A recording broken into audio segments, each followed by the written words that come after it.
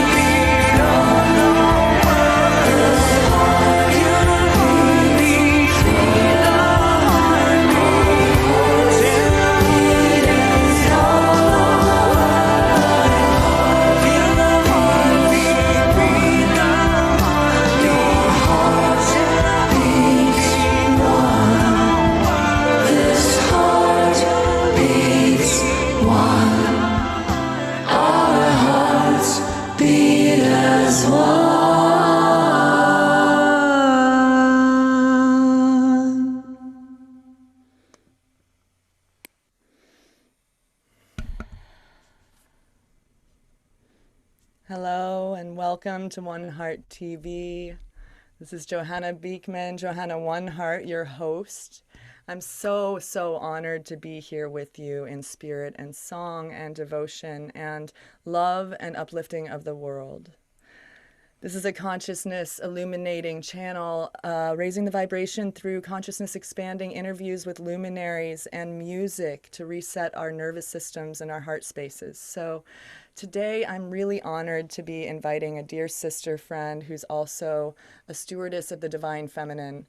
And I want to share a little bit about Seva, a beautiful musician and MDiv, Masters in Divinity, Social Work, and CPC, and she's also a best-selling author, healer, life coach, musician, and activist, and mother.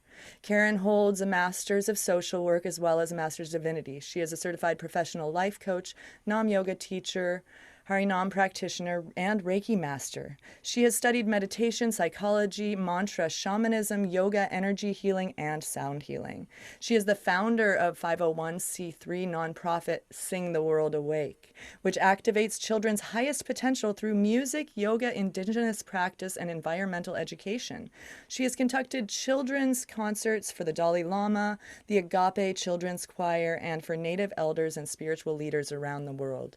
Seva is also an author of children's books, as well as a book called Awakening the World, The Return of the Divine Feminine. Welcome, Karen. It's so lovely to be here with you. Thank you so much, Johanna. Thank you for having me. Yeah, it's always a treat to be together, whether virtually or in person. Seva, your heart and your energy are infectious, and so is your song. So I'm happy to spotlight you here today. How are you doing? Good, good. Just riding the waves of these changing times. Yeah, as we all are. And so, as these times are changing, one of the things that was inspired to include you, in this new virtual world, we need to turn our notifications off before we go live. Karen is also a producer on Nam Yoga Los Angeles, and she's been producing my yoga channel. And so it's kind of ironic that I had that little technical hiccup while she's here. She's like, did you turn off your ringer? She's not producing this one. So, but Seva is also a producer in her own right. And yes, so we're just hanging in there here in this new world. That actually brings me to one question that I wanted to ask you, Seva, because one of the things that inspires me about you is how you're always holding your center, no matter how crazy the festivals get. You're praying in the morning when we're like in a hotel room in some random place getting ready to go, do our thing. And that's the authentic practice that I really want to highlight in this TV show is people who are embodying the practice and who have tools that can help our listeners and our viewers during these uncertain times to find their centers. So can you speak a little bit to that? Anything that might illuminate the darkness for these viewers? Thank you so much, Johanna. Yeah. A big part of my practice is working with vibration through breath and through sound. And I, in particular, have a Nam yoga practice that incorporates mantras of different languages and a type of breath work from a practice called Sukshma Vyayama, which comes from the Himalayas. And it's a practice, it's said to be the yoga of immortality. And it works with stimulating the energy meridians of the body, the internal organs, and working on our subtle body. And so, what I've been finding over the past many years is that, we're riding these waves of change. And we're also riding these waves of, great scale emotions that we're experiencing throughout the country, throughout the world. We have natural disasters, we have political changes, economic changes. Now we have this pandemic. And, everything is vibration. Scientifically, metaphysically, everything is vibration. Whether it's rocks or trees or the wind or the earth or us, we're all manifested form, vibrational frequencies of the same substance, of the same atoms and molecules. So my practice incorporates high vibrational techniques. It's like energetic hygiene in a sense, so that I work on stimulating my energy body, cleaning my energy, so that in the midst of all the crazy ups and downs, when I stick to my practice, and of course I'm not perfect, we just do our best always, but what really does happen when I stick to my practice is I'm more fortified and I'm more steadfast. Another thing that, I grew up as an empath.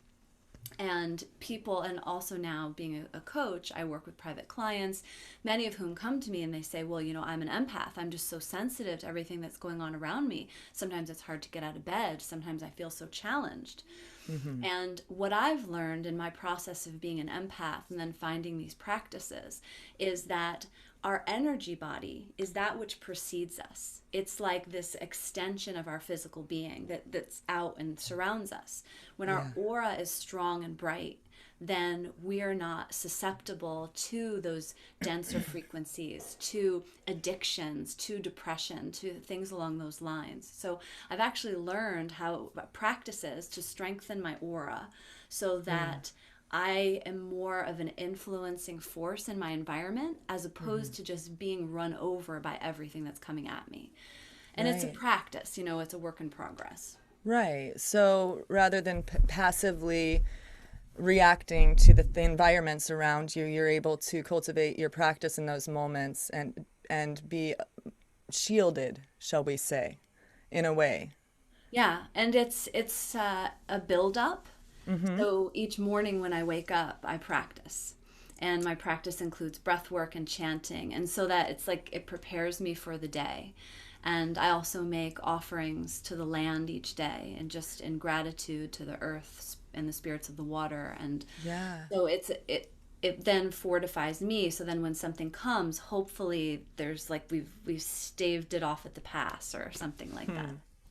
I love that. That's so beautiful and really eloquently put around what we're doing with all of these practices. I'm also a yoga teacher like you, and I found that the combination of yoga and vibration, and by yoga I mean embodiment,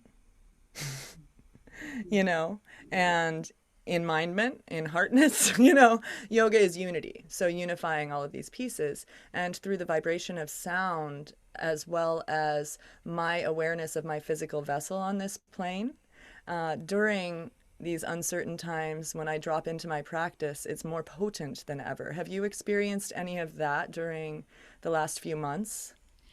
I think from the springtime, when we were in Festival of Colors, we got one weekend in before the pandemic started and we were shut down. And I whenever remember that. yeah, That's when I had a really big hit of that too. Anyway, yeah. continue your story.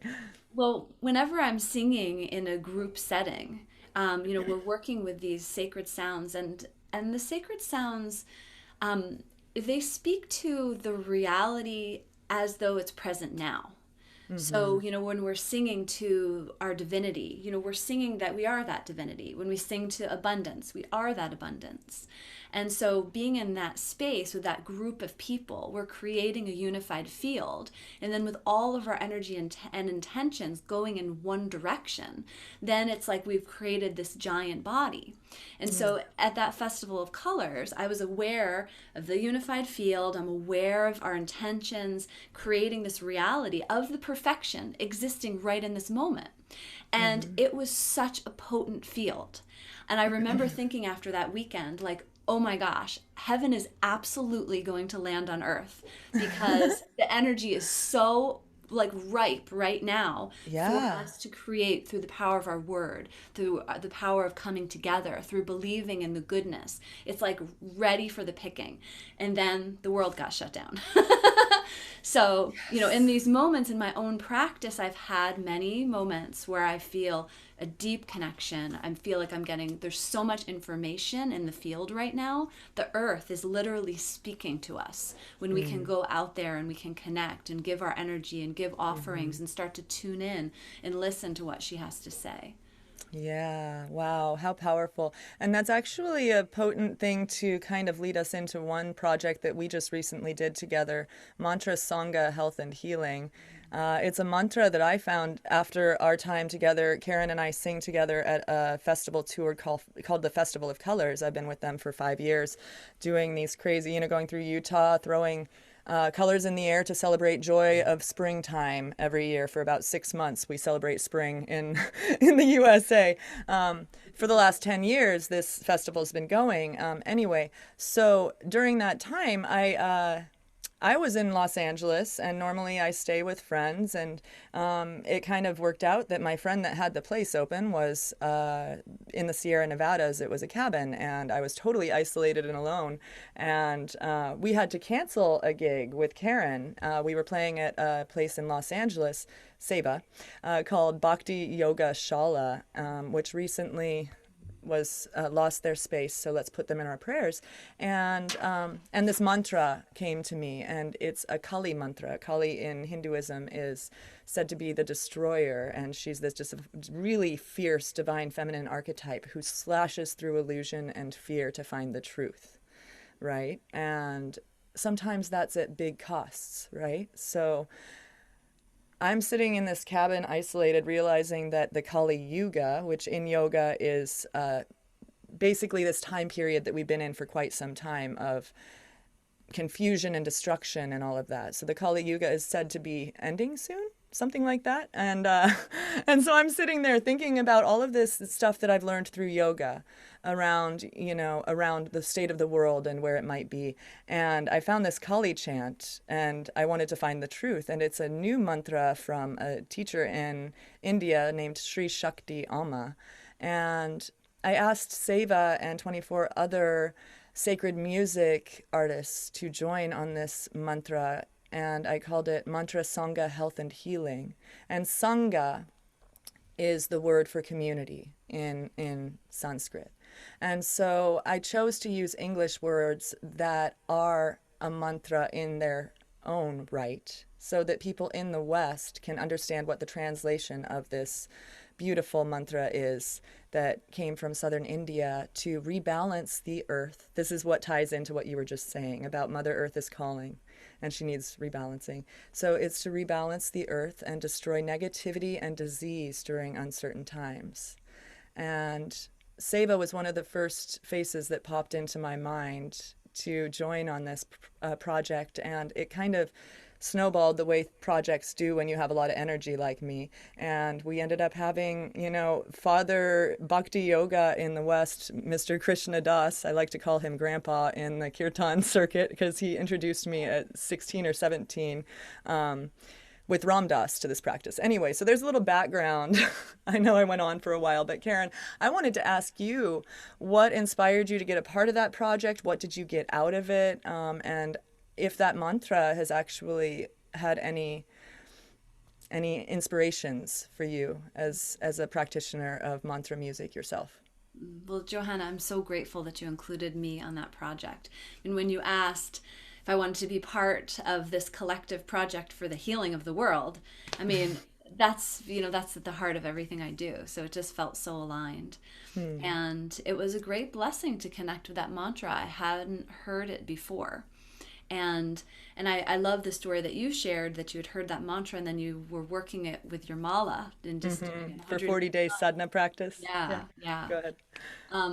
And when you introduced the mantra to me, also, like, I wrote it down and I'm sitting with it, because for mantra, it's such a state of embodiment. And actually, when I first started singing mantra, the mantra started singing me. And I felt like that was the difference between any other singing I had done previously. I was always the one who was doing the singing, and I felt the shift. So, working with the mantra, it's like this living entity. And I'm so grateful that you included me, because in this living entity, this entity has an energy body. So with all of us singing it, we all got connected. And, what we call in Kabbalah is an egregore, is this body that's so much bigger and larger than us. And so it was a very moving experience to be part of it, to be connected with other musicians in the community. And it was just a reminder that we still have the capacity to affect change. Even in these times where people feel so isolated, there's still things that we can do. And that's why you are such an inspiration, because throughout this time, you've been consistently going. And, at times where many people didn't feel like they could, I had my moments of like, I'm not really sure. I just need to kind of like stay quiet, stay tuned in. But you've had the capacity just to keep pushing forward. And it's that ability with love that brings great change in the world. Well, I find it interesting that was your perception, because I hit the ground pretty hard when I found that mantra, and that's why it's so potent for me, is that, as an extrovert, it is hard to be alone completely for an entire month, but I have my practice, So it became easier, and this is what practices are good for, whether you're doing a mala or you're going to the gym or whatever your practice is. Maybe a gym is a good thing for some people and their nervous systems. I don't know. I used to be a gym rat. I found that yoga worked out better for me. But, whatever it is that brings us back to center, whether that's connecting with, the inner child or our child, or connecting with good, healthy food and eating. I think there's so many ways for us to take care of ourselves, but that universal language of the heart is what I like to think of as music.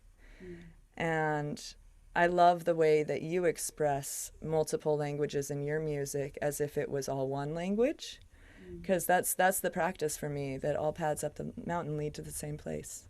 So anyway, we've said a lot about mantra, sangha, health, and healing. Maybe we could play it and then tune in a little bit more about Karen and her offerings and what she's doing in the world, and share a beautiful new music video from Seva herself that she just dropped. I keep saying one name and then the other. Let's just say it right now. Seva is rebranding. Her name is Seva, not Karen Seva as an artist. But this is Mantra Sangha, Health and Healing, with Seva, myself, Krishna Das, Girish, and a lot of Kamini Natarajan, and so many more. Om Krim Maha Kali Sarva Rogam Nasi Nasi.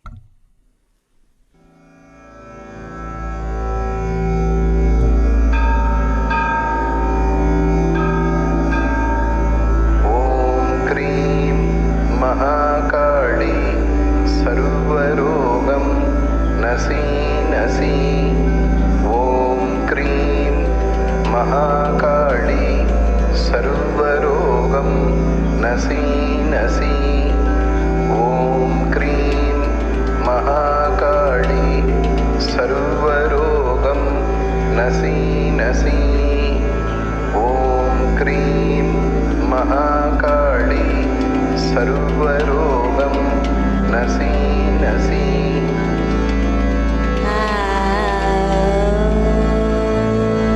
ॐ क्रीं महाकाली सर्वरोगं नसी नसी।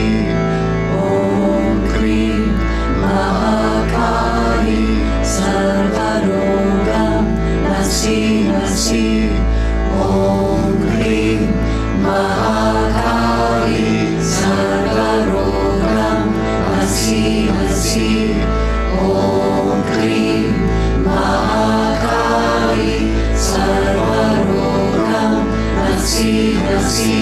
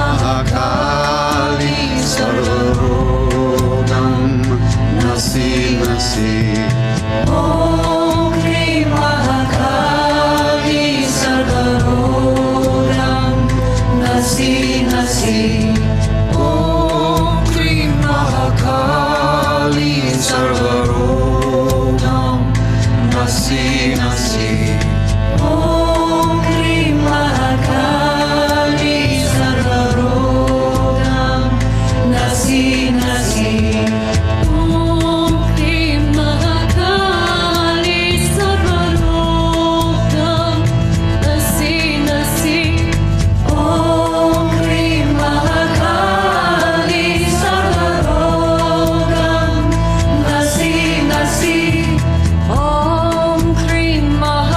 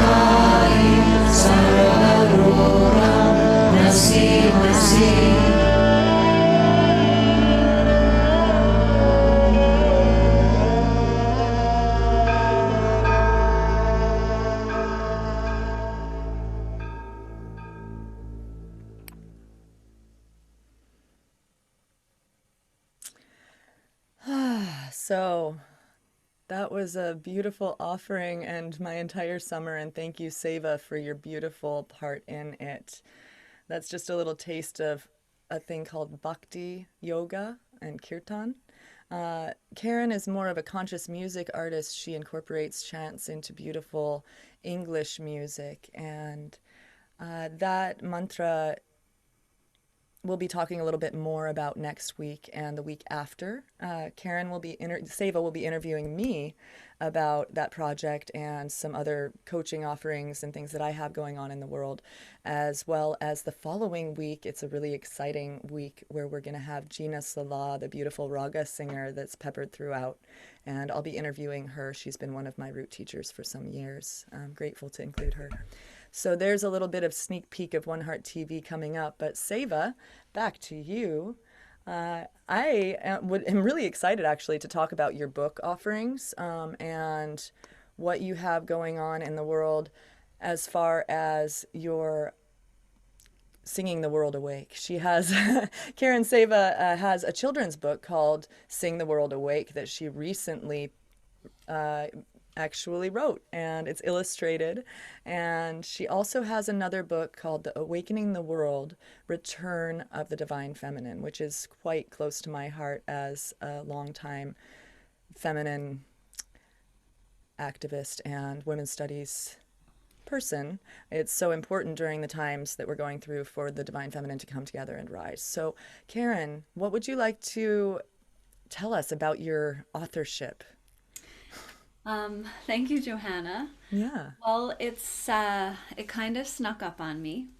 In 2011, this channel opened for me, and I called it Divine Love Vibration. And I started a blog, and I started writing in what was moving through me with Divine Love Vibration. Wow. And so that continued. There were stories on there were poems on there. It was basically whatever the download was that I was getting. And I think it was in about 2013 that a friend introduced me to a sun gazing practice. And she said, let's sun gaze every morning. And I was like, do you mean like when the sun rises? Like, I have to get up that early? Like, I can't do that. But my birthday was coming, so I decided that I would do it for 6 weeks. And so I would wake up in the morning and I would look at the sun, feeling drinking in the energy into all my chakras, flowing it into the earth.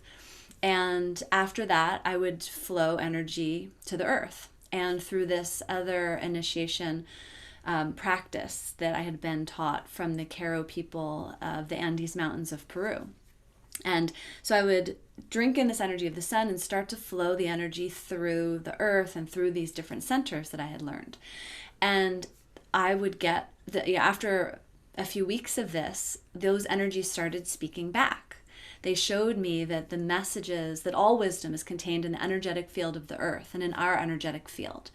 And when we give of our energy and when we tune in and listen, we start to engage in the conversation. So I started to write down what I was hearing, and I was writing it in my blog of my Divine Love Vibration. And then it was probably in 2015, I started to get the message, we'll put it together in a book. And it was a lot of different messages, and it took a while to kind of figure out how to put it together, how they all connected somehow. And then for the maybe about 8 months of 2016, I really devoted myself to the fine-tuning of it and also to the end.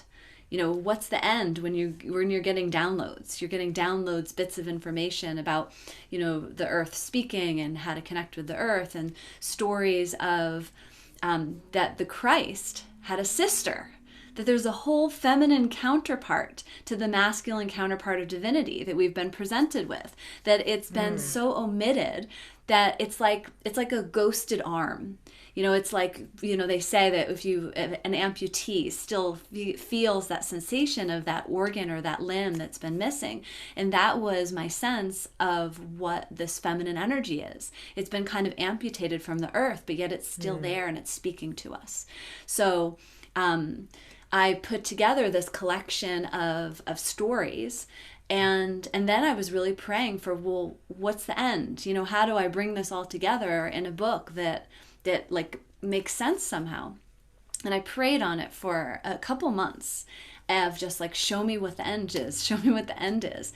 And then one day I saw it. And what I saw was the awakened world. I had this beautiful glimpse of this world that has been created on the other side of this one, that's been created with our prayers, with our love, with our dedication throughout the centuries, that's existing in a vibrational state. And that really what we're moving towards is a shift in vibrational consciousness. And when we reach that shift in vibrational consciousness, that reality that's already existing will be the predominant reality that we experience. So that's the awakening world, the return of the divine feminine. It's basically speaking to that omitted part of ourselves. In so much symbology for mystical teachings, there's the yin and the yang, there's the two halves that make a whole.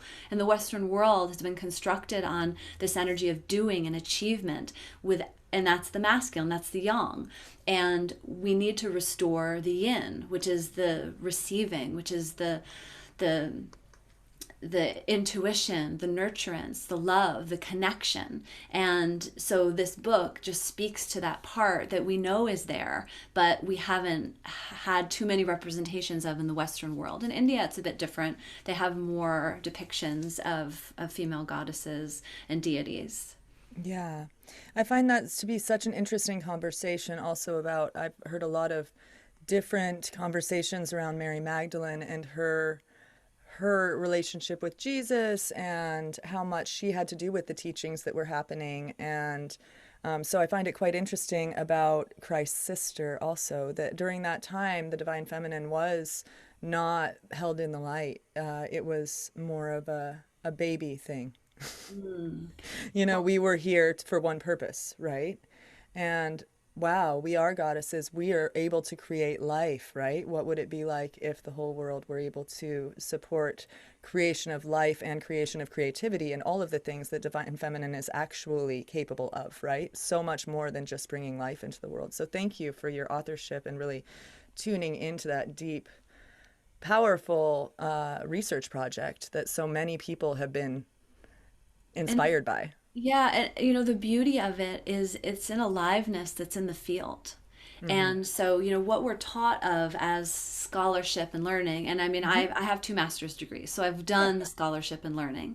Yeah. And there is so much wisdom in the field that we can connect with through our intuition and through going to sacred sites, through honoring sacred teachings, because wisdom it's an embodied state. It's like with a mantra, you are connecting with a reality that's in existence. And, religions, in my feeling of them, is somebody had a mystical experience of God. Somebody connected somewhere, got the download, and wrote it into a book. And then they took the book and they said, this is the way it is.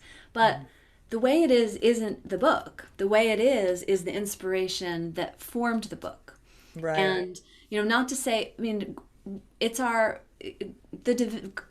the divine is in every sacred teaching. It's in everything. So yes, it's in the book too, but it's the gift is when we can get the information directly. Like how amazing if you wake up in the morning and you get the Sermon on the Mount, not because you picked up a book and you read it, but because like in your meditation practice, the sun opens to you and reveals the mysteries of the universe. Like, that's epic. Like, that is epic, and we're all capable. We're all capable. And I knew that.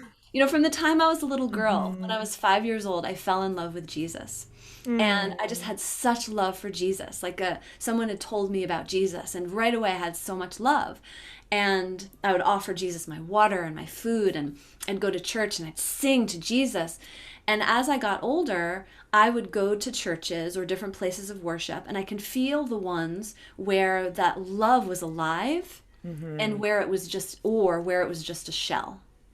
And so my path was looking for those spaces of aliveness. And it took me to Africa after college, and to Ireland, and in the Western United States. I'm from New York originally. But I've always been on this quest for that aliveness and wanting to be informed directly and knowing that somehow that was possible. Absolutely possible. And actually, I find it extraordinarily possible because we're all masterpieces. You know, and actually I'm speaking to one of Seva's songs, that's why she's laughing. But it's true, you know, beyond the beyond, we are capable of unlimited possibility when we're tuned into spirit and a higher vibration, and we aren't just in our little me mind, you know, because there's always something a little bit greater if we open up our hearts to spirit and to universal consciousness, really. If we're not believing in God, we're all connected and we're able to tune in. Like Karen, Seva and I sometimes, without even messaging each other, know what's up and it's already done. And so, and, and how do we explain that? Right. Right. So we are masterpieces in our own domain, and Seva has a beautiful, beautiful song called Masterpiece, really. And you're talking about traveling all over the world to Africa with all of your studious, really, you're just such a seeker, right? And your seeking has brought you all over the world. And this song and this music video that we're about to share is a collage of sacred places all over the world, and a beautiful song illuminating the masterpiece that I am, that Seva is, that you are. And would you like to speak a little bit about your song before we share it? That's what I get out of your work. I don't know what you get. And that was the intention. Well, the melody, when I work with music, the melodies often come first.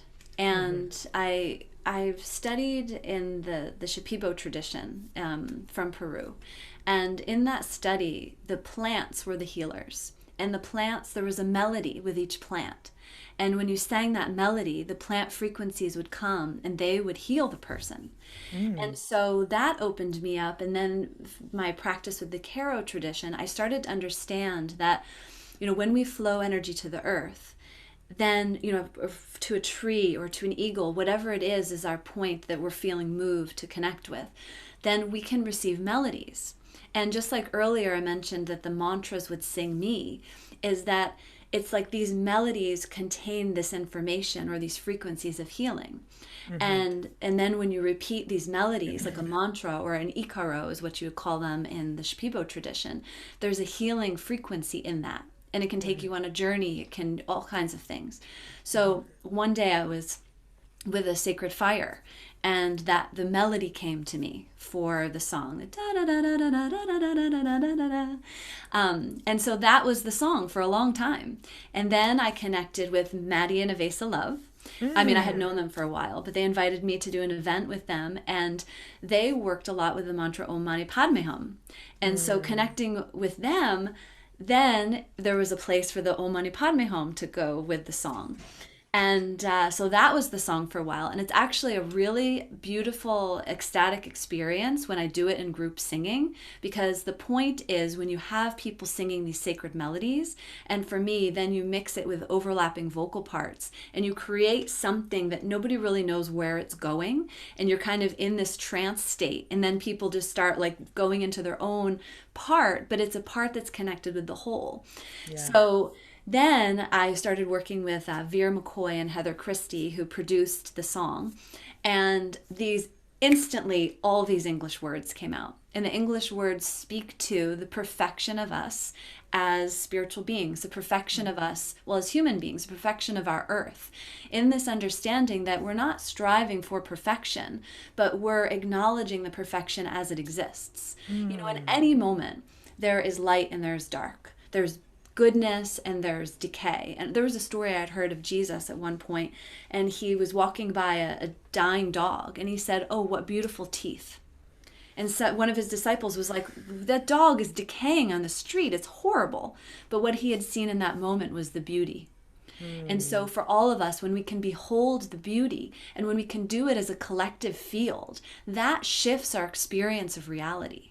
And right now, what constitutes our world is the collective set of agreements. And the collective set of agreements, as we're experiencing, are breaking down. People are starting to question those agreements. They're saying, that doesn't feel right. And so what is emerging through the ethers, this energy through the earth, is a new set of agreements, one based on love, one based on connection, one based on community. So the song speaks to, it's the party when we got it. It's what it is. It's how it exists on one plane of existence, that we feel it in our bones. We know that it's true. And the more we vibrate that, the more it is our reality. Aho. That is an affirmative in Indian, as in the original Americans that are not called Americans by their own right. Anyway, aho is a affirmative, beautiful prayer that I like to say in honor of those who came before us on these sacred lands in America, and also to honor things that really resonate as far as our practices aligning in the way that you just spoke about. Your songwriting and vibrational music was similar to how I might speak. And so that's also how I know we're all one masterpiece. So we're ready to play Masterpiece for the viewers. It'll be so beautiful. I can't wait. I'm so excited.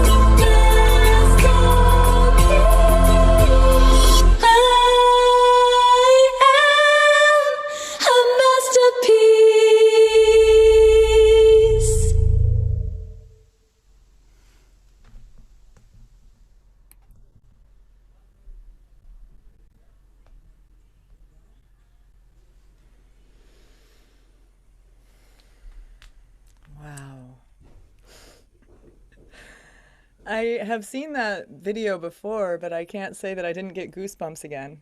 Oh, thank you. Yeah, I think that the way that you just soar with those vocal collages at the end and the production, really, I hadn't really listened so deeply to the production. So beautiful. Who's your producer again for that? Vera McCoy and Heather Christie, their husband and wife. Oh, wow. They did a great job pulling out vocals and bringing in interesting effects. I really, really, really am inspired by your production. Good job. Thank you so much. And So, can you that, tell our listeners where people might be able to find that song to buy? yes. So my website is karenseva.com. And there's links in there where they can find everything. You can buy it through Bandcamp. And then the video is on YouTube. And as we were watching that video, I actually wanted to share, if we have a minute, the story of the sister of Christ, that Christ had a sister. It came to me in a vision. And basically, I saw these two beautiful children, a brother and a sister. And they were the Christ children. The world had been created for them by their divine Father. And something turned one day, and a darkness came upon the land. And these men came riding down the road, and were looking for the royalty. They grabbed the boy, and they make their way off with the boy. Well, the girl is like, what the heck happened? Where did my brother go? I'm like, I gotta find him. So she makes her way, down the road. She finds him like in the palace, and she's like, what's up? What are you doing? And he said, I don't know who you are. And he, they're like, well, who is this girl? And he said, I don't know her, and sent her away. And in the vision, then they would come back again and again through different lifetimes. And each time he would deny her. He would say, I don't know who you are. And the purpose of that is that they each contained within them a golden world of light, where all the secrets of all time were contained. And his wisdom was accessed by the masses, but it was also a bit distorted. But her wisdom remained intact. And there's something to the finding again of this divine feminine wisdom, the restoration to her place. And so what happened to women in the psyche of the story is that women thought that they weren't valued. They thought they didn't have a place. They thought that they weren't wanted. That was the misrepresentation. It was never that we weren't wanted. It was that we were being kept for a time where there was this next level of evolution, where when they come together, he raises her up, she helps him heal his wounds, and then the balance is restored, and the wisdom that she had held through all time is once again made available. Yeah, wow, how beautiful. I feel like there are similar stories in a lot of mythology. My mother was a mythology teacher in high schools when I was growing up, so I have a little bit of it in my blood. And Greek and Roman mythology, and then as a Bhakti yoga practitioner, I was listening to your story, thinking about Sita and Rama and all of these different divine feminine and masculine counterparts, whether it's brother and sister, it's a little different. Well, they would But come back as lovers, as wife unity, and husband. They would come right, back in all ways. right, and that with that unity of the masculine and the feminine, whether it's in us or the external, we need to work together in order to find peace. And when we're balanced within our masculine and feminine and our heart spaces, then we're able to have that protective force field. It's my experience, at least, when I'm more embodied in my masculine and feminine, I'm able to have kind of a protective force field the way you were talking about through practice. Anyway, but I really love what you just shared about that and about all of the incredible ways that gender has played into mythology throughout the years is quite intriguing to me. And sex and gender are two different things. This is a whole different topic, but I did have a beautiful festival event called Shakti United 2017. I took this festival event around the country. I did Asheville, North Carolina, Los Angeles. Karen Seva and I performed there together, and Ashland at Jackson Wellsprings, and a few other beautiful events. And it was all about, I still do events like that. They'll be coming back in the next year, but it's all about the divine feminine and empowering the female voice to rise and connect with each other, and therefore illuminate the fact that there's no difference if we're all tuned in together in universal consciousness. And so I think it's such a potent time with the Women's March coming up for us to be talking about this, Seva, all of these gender things that are going on in the world in this current day, that we're able to steward the divine feminine into a place where we're able to come together in song, in unity, in spirit, in speech, the way that we're talking about inspiring a new way of being through spirituality. And it's more potent than ever right now. And you were saying that this is a little bit of an older book, but you wanted to highlight it. And I can absolutely see why, given where we are in the culture. And it's not just race, it's class, it's gender. There are so many scary things up. And through these practices we've been talking about, maybe we can find a little bit of relief as a culture. And also, hopefully, a new paradigm. Well, Because yes. all of this are symptoms of duality. Yes. And in many spiritual traditions, we're moving from duality to unity consciousness. Yeah. And, in unity consciousness, we see the perfection of all beings. We acknowledge that I am God, you are God, all of it is God. One day I was in a sweat lodge ceremony and we were praying for the vision questers who had gone up onto the mountain. And the instruction was that we couldn't pray for ourselves, we had to pray for others. And so I'm praying for the earth, and I'm praying for the grass, and I'm praying for the mountain and the trees and the people. Like, I was just all, praying for all parts. And then what the message that came back to me was that all of it was God. Everything. Yes. Where there's no compartmentalizing. Like, what is God? We're in the body of God, looking for the body of God, looking for that thing that's God, but it's everything. It's the Absolutely. air we breathe. It's our body. It's our friend. It's our the earth beneath us. It's the sky above us. yes, It's our hearts that are beating. yes. And in Native tradition, it's said that we have one heart. There's only Yes. one heart in this world, Right. and so it's we're how we on treat Heart each TV, other. thanks for mentioning. Yes. Yeah. And speaking of One Heart, we're going to have a One Heart festival coming up this winter. Wait through the winter months. I know it's going to get cold and lonely for a minute, but we're coming. Seva and I and some other sisters are going to be producing an incredible journey of spiritual music and sound and practices like we've been talking about that might be able to help us. And Mantra Sangha crew is going to be part of that. So tune in. I think it'll be around Valentine's at this time. And we're partnering with, I will not mention which TV network yet, but we're talking with a few. And I'm so grateful to be here with Seva. And I'd actually like to share a little video of us singing together about the divine feminine after what we were just talking about with God being in all of us, because it's off of my new album, Mantra Soul. And I think it's really going to be a poignant way for us to end this interview with all of this stuff that we've talked about, with us being one with the universe, and the divine feminine will carry us home, back to peace, back to the sea. This is called The Earth Beneath Me, Jai Shakti Ma. And Seva, I just want to thank you so much Oh, for your thank you. time, your energy, your spirit, your deep, deep knowledge, and your friendship. Thank you, Johanna. Same. I'm super grateful. Thanks for having me. All right, so you're going to get to hear us singing live virtually from her Illuminate Festival here as we in our short, sweet life. Not the right song. But that is about how we're all connected. We've just already done that one. Any last words you'd like to speak before we end our interview today? Yes. So now, as a coach, I work with thank you. people to help them connect with their connection to their voice, their connection to source. Working directly with singing, but also working with life purpose, and this understanding that we are all like flutes that are being blown, that the divine is blowing through.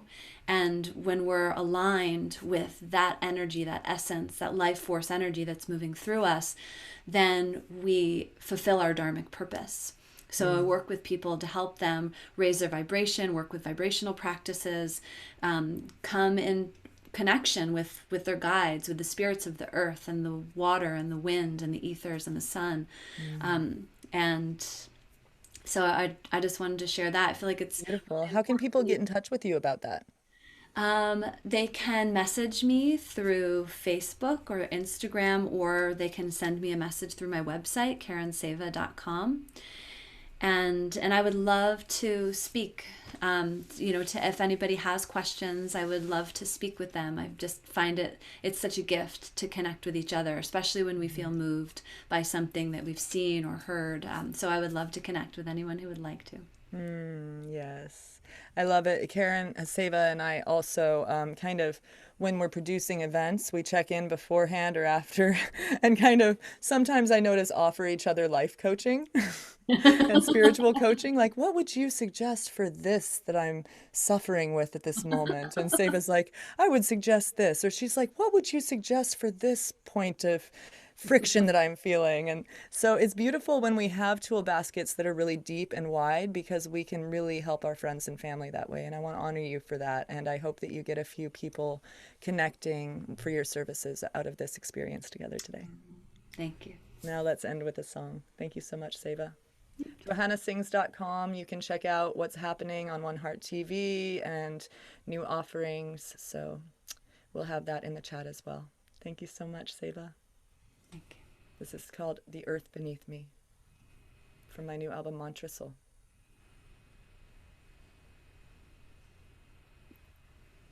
Earth beneath me, Earth beneath the me, sky above, the sky above, this heart that's beating, this heart that's beating.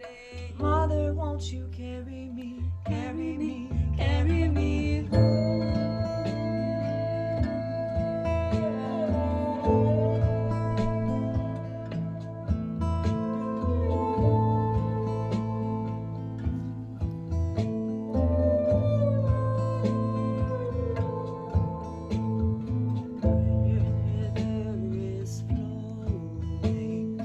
Flowing and growing.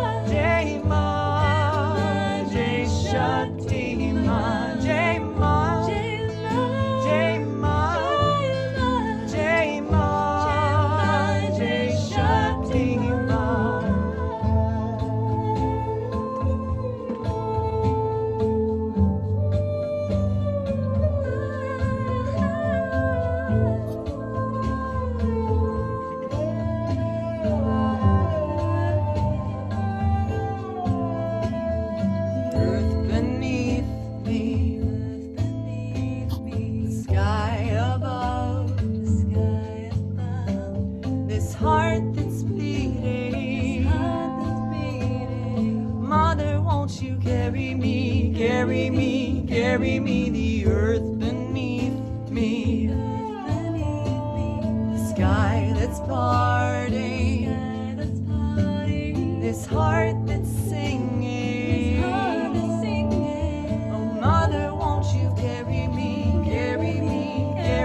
back home, home, home, home, home, home. Mother, take me home, home, home, home, home, home, yes. Home, home, home, home, home. Give my young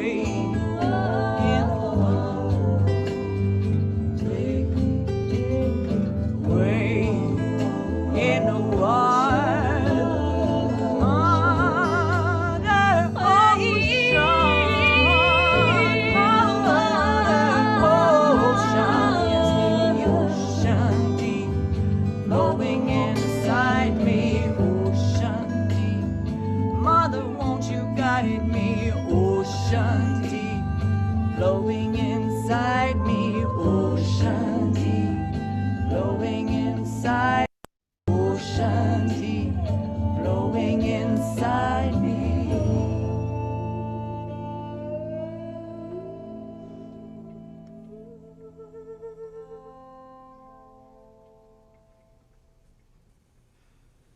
Jai Shakti Ma, another Divine Mother song coming at you brand